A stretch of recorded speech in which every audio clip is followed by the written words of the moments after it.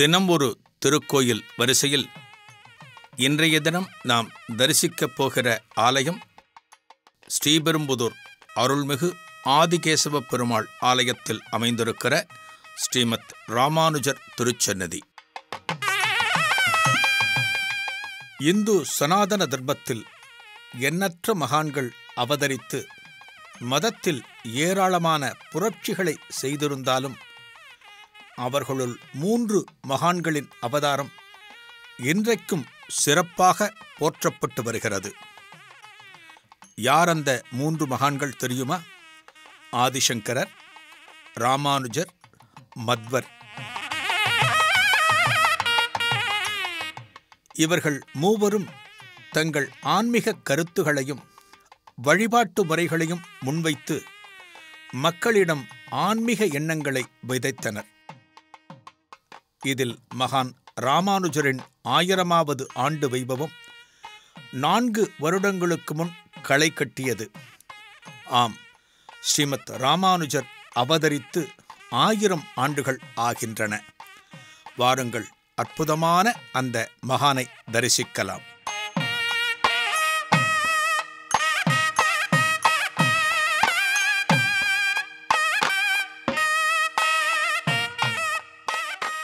கிபி 1017ஆம் ஆண்டு ஸ்ரீபெரும்புதூரில் அவதரித்த ராமானுஜர் 120 வருடங்கள் இந்த பூலோகத்தில் வாழ்ந்து கிபி 1137ஆம் ஆண்டு ஸ்ரீரங்கத்தில் பரமபதம் அடைந்தார்.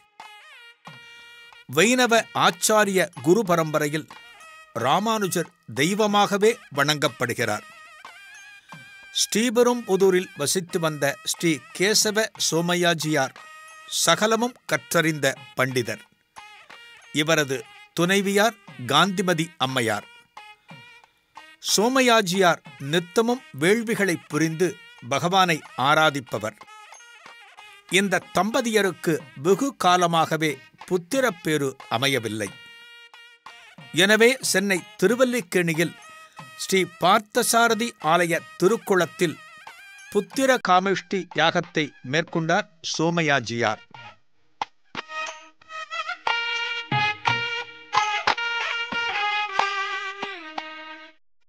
இந்த யாகத்தில் மகிழ்ந்த வைகுண்டநாதன் சோமையாஜியாரை ஆசிர்வதித்து ஆதிசேஷனையே அவரது திருக்குமாரனாக அவதரிக்கச் செய்தார். சோமையாஜியார் காந்திமதி அம்மையார் தம்பதியருக்கு திருக்குமரனாக பூலோகத்தில் நீ அவதரிப்பாய் என்று ஆதிசேஷனுக்கு ஆசி வழங்கினார்.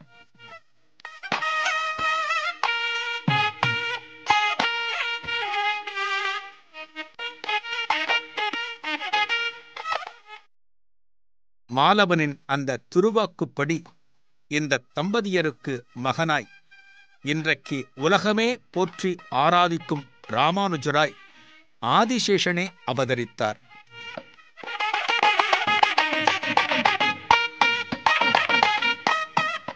திரேதா யுகத்தில் ராம அவதாரத்தின் போது லட்சுமணனாக அவதாரம் எடுத்தார் ஆதிசேஷன். துவாபர யுகத்தில் கிருஷ்ண அவதாரத்தின் போது பலராமனாக அவதாரம் எடுத்தார் ஆதிசேஷன். கலியுகத்தில் ராமானுஜராக அவதாரம் எடுத்தார் அதே ஆதிசேஷன்.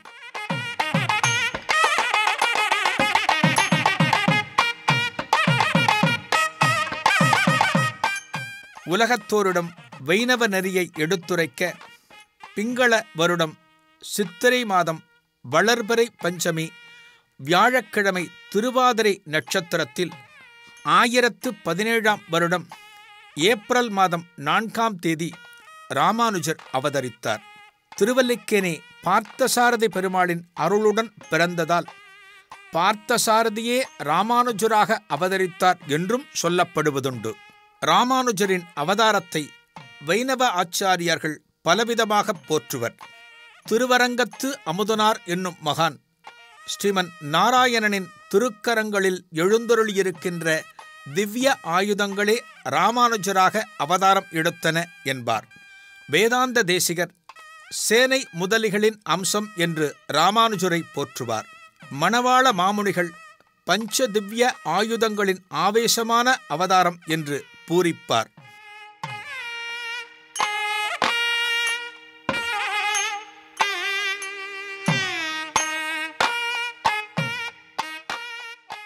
இளையாழ்வார் என்கிற நாமம் தகப்பனாரால் சூட்டப்பட்டது. ராமானுஜர் என்கிற திருநாமம் பெரிய திருமலை நம்பியால் சூட்டப்பட்டது. தவிர யதிராஜர், உடையவர், லட்சுமணமுனி, எம்பெருமானார், சடகோபன் பொன்னடி, பாஷ்யக்காரர், இப்படி எண்ணற்ற திருநாமங்கள் ராமானுஜருக்கு உண்டு.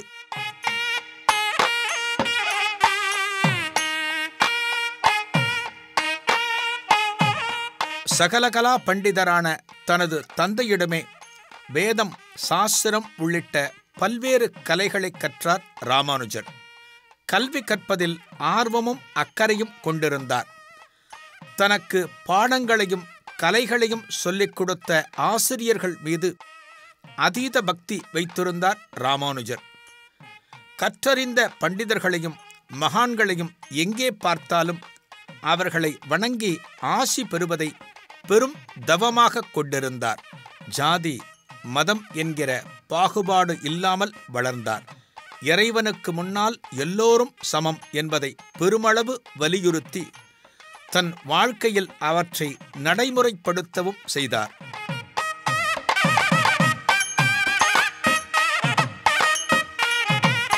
காஞ்சி அருள்மிகு வரதராஜ பெருமாளுக்கு நித்தமும் புஷ்ப கைங்கரியம் செய்து வந்த திருக்கச்சி நம்பிகள் பூந்தமல்லியில் இருந்து ஸ்ரீபெரும்புதூர் வழியாகத்தான் காஞ்சிக்கு நடந்து செல்வார். தினமும் ஸ்ரீபெரும்புதூர் ராமானுஜரின் இல்லத்தை கடந்து நடந்து செல்லும்போது அவர் இல்லத்தில் சிறிது நேரம் அமர்ந்து ஓய்வெடுத்துச் செல்வாராம். அப்படி அமர்ந்திருக்கின்ற வேளையில் பெருமாளை பற்றி ராமானுஜரும் திருக்கச்சி நம்பிகளும் பேசுவார்களாம். இப்படித்தான் இந்த இருவருக்கும் பழக்கம் ஏற்பட்டது. ராமானுஜரை விட 8 வயது மூத்தவர் திருக்கச்சி நம்பிகள்.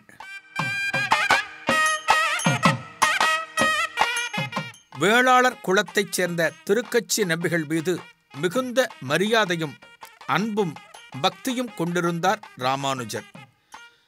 ஜாதி பாகுபாடு இல்லாமல் ராமானுஜர் வாழ்ந்தார் என்பதற்கு இதுபோல் ஏராளமான உதாரணங்களை சொல்லலாம்.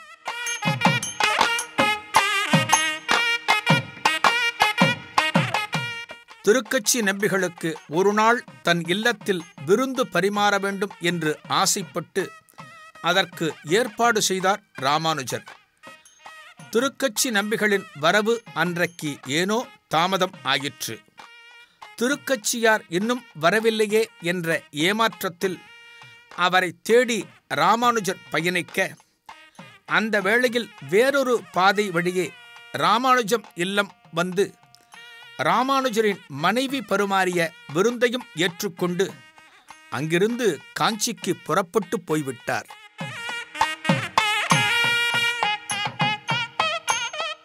தாமதமாக இல்லம் திரும்பிய ராமானுஜர் திருக்கச்சியார் உணவு உண்டுவிட்டுச் சென்றதை அறிந்து பெரிதும் வருத்தப்பட்டாராம். ராமானுஜருக்கு 16 வயது இருக்கும்போது, அதாவது கிபி 1033 ஆண்டில் தஞ்சமாம்பாள் என்னும் யுவதியை திருமணம் செய்து கொண்டார்.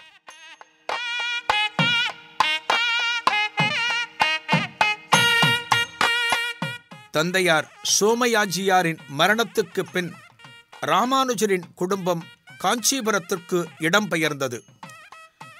குருமார்களை தரிசிப்பதும் சிஷ்ய பரம்பரையை உருவாக்குவதும் அதன் பின் ஆரம்பமானது.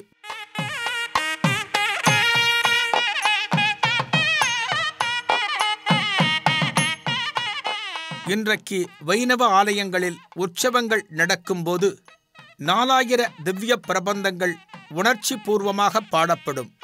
ஆழ்வார்கள் பாடிய இந்த திவ்ய பிரபந்த பாசுரங்களை மிகுந்த சிரமத்துடன் அலைந்து திரிந்து அவற்றையெல்லாம் ஒன்று திரட்டியவர் நாதமுனிகள். அப்பேற்பட்ட பாசுரங்களை உரிய பண்ணோடு வைணவ ஆலயங்களில் முழங்கச் செய்தவர் ராமானுஜர்.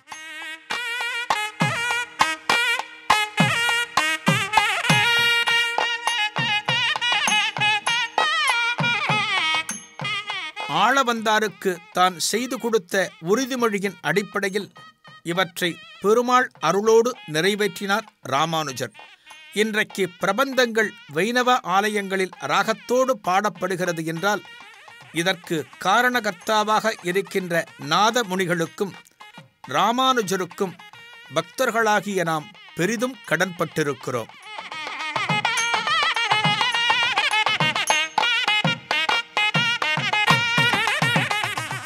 யாம் பெற்ற பேறு பெருக இவ்வையகம் என்பது உதட்டளவில் இருந்தால் மட்டும் போராது, அதை நடைமுறையிலும் கொண்டு வந்தவர் ராமானுஜர். அதற்கு உதாரணமாக அமைந்த ஒரு சம்பவத்தை பார்ப்போம். வைணவ ஆச்சாரியாரான ஆளவந்தாரின் 5 சீடர்களுள் ஒருவர் திருக்கோஷ்டியூர் நம்பி. இன்றைய சிவகங்கை மாவட்டத்தில் இருக்கிறது திருக்கோஷ்டியூர். திருக்கோஷ்டியூர் நம்பியிடம் வைணவ மந்திர உபதேசம் பெற வேண்டும் என்பதற்காக ஸ்ரீரங்கத்தில் இருந்து புறப்பட்டு திருக்கோஷ்டியூர் வந்து சேர்ந்தார் ராமானுஜர். ஆனால் உபதேசம் பெறுவதற்கு போதிய பக்குவம் இன்னும் வரவில்லை என்று திருக்கோஷ்டியூர் நம்பிகளால் திருப்பி அனுப்பப்பட்டார். சிறிது காலம் கழித்து மீண்டும் திருக்கோஷ்டியூர் வந்தார் ராமானுஜர். அப்போதும் திருப்பி அனுப்பப்பட்டார். இப்படி மீண்டும் மீண்டும் தன் முயற்சியில் தளராமல் 17 முறை வந்தும் உபதேசம் கிடைக்கவில்லை ராமானுஜருக்கு. 18வது முறை வந்தபோதுதான் திருக்கோஷ்டியூர் நம்பிகள் மனம் குளிர்ந்து ராமானுஜரை வரவேற்றாராம்.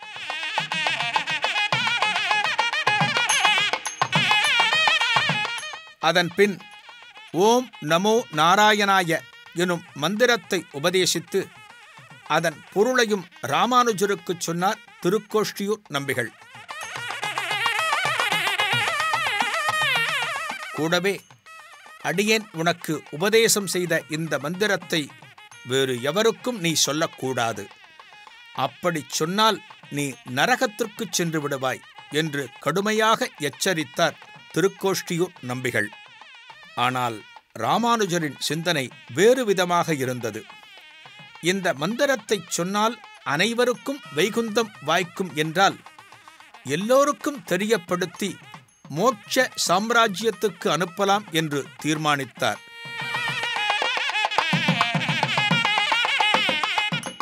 இந்த மந்திரத்தை எந்த இடத்தில் இருந்து சொன்னால் அனைவரின் காதுகளிலும் இது விழும் என்று யோசித்தவருக்கு திருக்கோஷ்டியூர் ஆலய ராஜகோபுரம் கண்களில் பட்டது.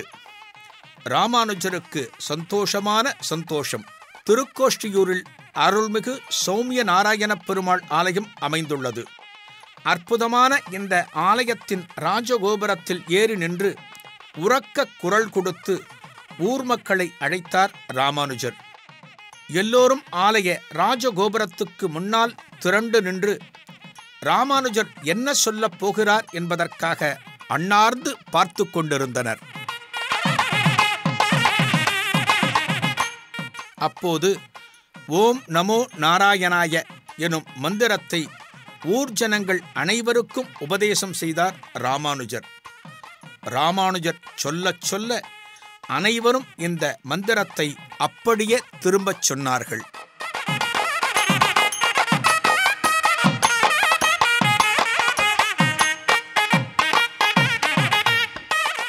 இந்த விஷயத்தை கேள்விப்பட்ட திருக்கோஷ்டியூர் நம்பிகள் கோபமடைந்தார். சிறிது நேரத்தில் தன்னை சந்திக்க வந்த ராமானுஜரிடம் எவருக்கும் சொல்லக்கூடாது என்று உபதேசம் செய்த மந்திரத்தை ஊரையே கூட்டி வைத்துச் செல்வது பெரும் துரோகம் என்பது உனக்கு தெரியாதா? குருவின் வாக்கை மீறிவிட்ட காரணத்துக்காக நீ நரகத்தில் உழலப் போகிறாய் என்றார் திருக்கோஷ்டியூர் நம்பி. அதற்கு ராமானுஜர், மன்னிக்க வேண்டும், எல்லோரும் வைகுந்தம் சென்று நான் ஒருவன் மட்டுமே நரகத்துக்கு போனால் அதுவும் என் பாக்கியமே. அடியேன் உபதேசம் செய்த மந்திரத்தை உச்சரித்து ஆயிரக்கணக்கானவர்கள் வைகுந்தம் போனால் அதைவிட எனக்கு பேரானந்தம் எதுவும் இருக்காது என்றார் இயல்பாக. இந்த பதிலை கேட்ட திருக்கோஷ்டியூர் நம்பி உணர்ச்சி வசப்பட்டார். மகிழ்ச்சி பெருக்கினால் ராமானுஜரை அப்படியே ஆலிங்கனம் செய்து கொண்டு நீ என்னை விட பெரியவர், எம்பெருமானார் என்று அழைத்தார்.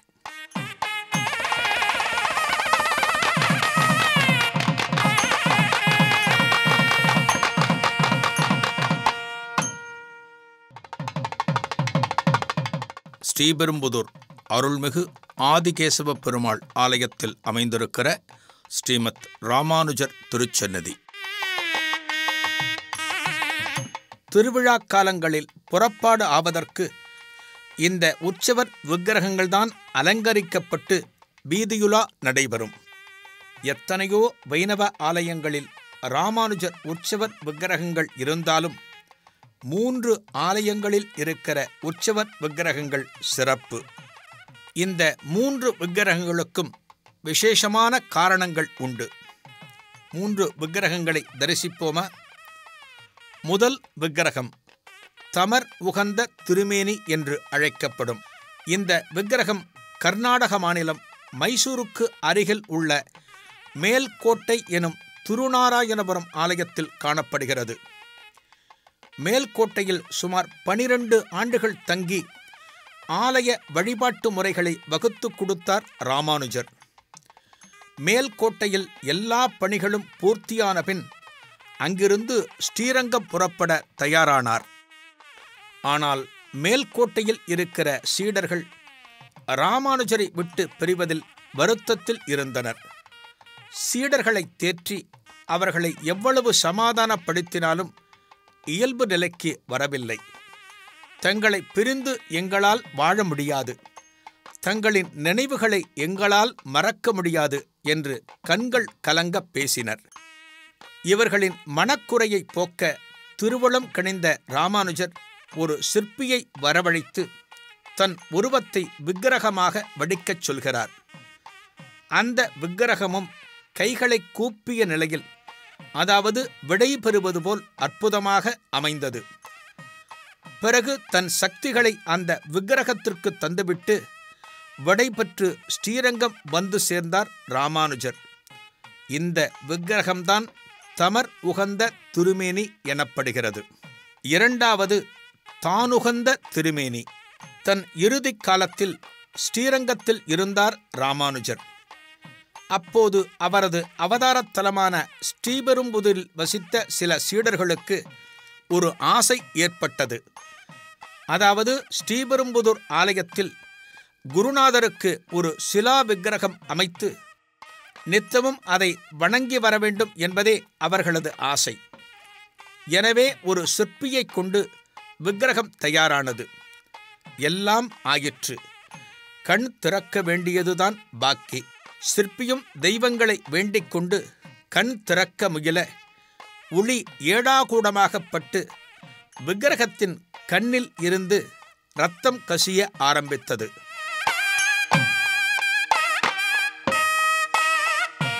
அப்போது ஸ்ரீரங்கத்தில் தன் சீடர்களுக்கு பாடம் எடுத்துக் கொண்டிருந்த ராமானுஜர் ஞான திருஷ்டியில் இதை உணர்ந்து பாடத்தை அப்படியே நிறுத்திவிட்டு தியானத்தில் ஆழ்ந்தார்.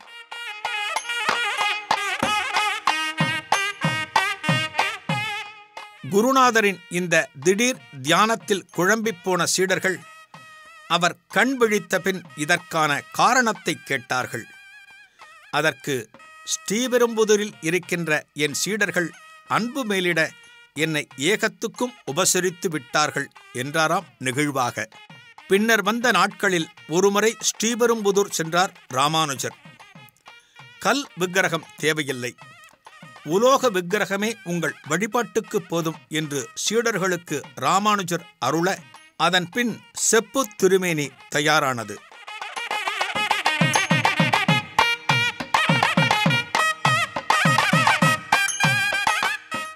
பக்தி சிரத்தையுடன் தயாரான அந்த விக்கிரகத்தை ஆறத் தழுவிக்கொண்டு தன் சக்தியை அதற்குள் செலுத்தினாராம். தானே மிகவும் உகந்து, அதாவது விரும்பி அணைத்ததால் இது தானுகந்த திருமேனி ஆயிற்று.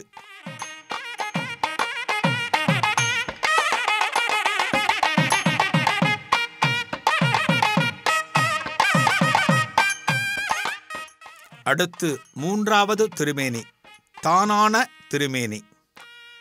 அதாவது அவரே இந்த திருமேனியாக ஆனார் என்று பொருள்.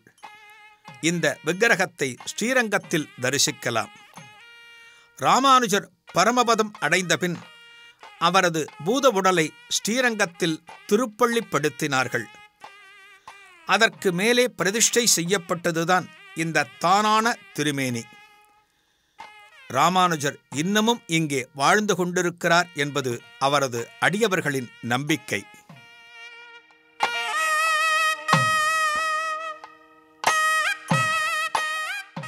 முழுக்க முழுக்க ராமானுஜரின் பக்தி தரத்தாலும் மாலவன் மீது கொண்ட மாறா அன்பினாலும் உருவானதுதான் இன்றைக்கு பல்லாயிரக்கணக்கான பக்தர்கள் வந்து தரிசனம் செய்யும் மேல்கோட்டை திருநாராயண பெருமாள் ஆலயம். அந்நியர்களின் தாக்குதல்கள் நிகழ்ந்த காலத்தில் கர்நாடக மாநிலத்தில் அமைந்துள்ள மேல்கோட்டை ஆலயமும் பெரிதும் பாதிப்புக்கு உள்ளானது. டெல்லியை ஆண்ட சுல்தான்கள் கர்நாடக பகுதிகளில் படையெடுத்து வரும்போது மேல்கோட்டை ஆலயத்தை ஊர் மக்களால் காப்பாற்ற முடியவில்லை. அந்நியர்களால் சேதத்துக்கு உள்ளான இந்த ஆலய மூலவர் விக்கிரகத்தை அங்குள்ள துளசி காட்டில் இருந்து ராமானுஜர் கண்டுபிடித்து அந்த பகுதியை ஆண்ட மன்னன் விட்டலராயனின் உதவியால் மீண்டும் பிரதிஷ்டை செய்தார். அதேபோல இந்த ஆலயத்தை சீரமைக்கும் பணியில் ராமானுஜர் பல காலம் இருந்தார். இந்த ஆலயத்துக்கு சொந்தமான உற்சவர் திருவடிவம் டெல்லி சுல்தான் வசம் இருந்ததை அறிந்து அங்கு சென்று அந்த விக்கிரகத்தை மீட்டு வந்தது மிகப்பெரிய கதை. தேசமெங்கும் இருக்கிற பெருமாள் ஆலயங்களுக்கு திருப்பணி செய்வதையே தன் உயிர் மூச்சாக கொண்டு வாழ்ந்தவர் ஸ்ரீமத் ராமானுஜர். இவரது ஆன்மீக அருட்பணிகளுக்கு உதாரணமாக எண்ணற்ற திருத்தலங்களை சொல்லலாம். அவற்றுள் திருமலை திருப்பதி, ஸ்ரீரங்கம், மேல்கோட்டை இந்த 3 திருத்தலங்களும் முக்கியமானவை. ஸ்ரீபெரும்புதூரில் அவதரித்து இன்று ஸ்ரீரங்கத்தில் உறைந்து வருகிறார் எம்பெருமானார். இன்றைக்கும் ராமானுஜர் ஸ்ரீரங்கத்தில் வாழ்ந்து கொண்டிருக்கிறார். உண்மையான வைணவ அடியார்களுக்கு தரிசனம் தந்து வருகிறார் என்பதே சத்தியம். வைணவம் சிறக்க வித்திட்ட மகான் ஸ்ரீமத் ராமானுஜரின் திருவடிகளை பணிவோம், அவரது குருவருளை பெறுவோம்.